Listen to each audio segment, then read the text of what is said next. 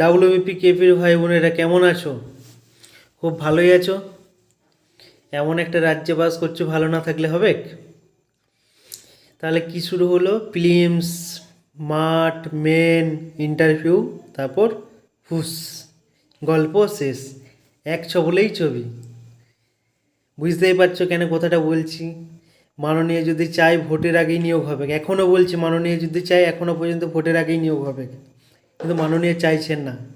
মাননীয় কী চাইছে? এই 500 টাকা 1000 টাকা পাঠা খাসি যেমন বিক্রি হয় না, মানুষ বিক্রি হবে।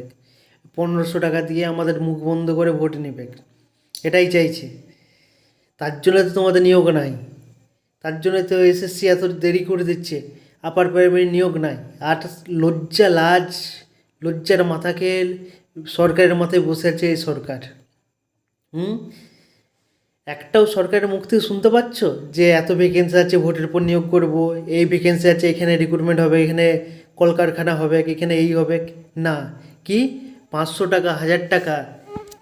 কেউ কি যে পরে বলছে লক্ষ্মীশ্রী, কি লক্ষ্মী ভাণ্ডার পাও, কন্যাশ্রী পাও, রূপশ্রী পাও, কর্মসংস্থান কোনো ব্যাপার নাই। দান, দান নিয়ে বিক্রি হয়ে যাও আর ভোট দিয়ে আসো। এরপরে যদি না বুঝতে পারো, কিচ্ছু করার নাই।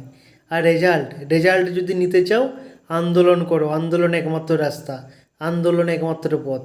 হীরক রানীর রাজ্যে আন্দোলন ছাড়া কিচ্ছু হবে না। একদম লাজ লজ্জার মাথাকে ধন্যায় বসেছে এখনো। বুঝতেই পারছো সব কিছু। কী বলবো, কিছু বলার নাই। সব জেনে শুনে মুখ বন্ধ করে থাকতে হচ্ছে।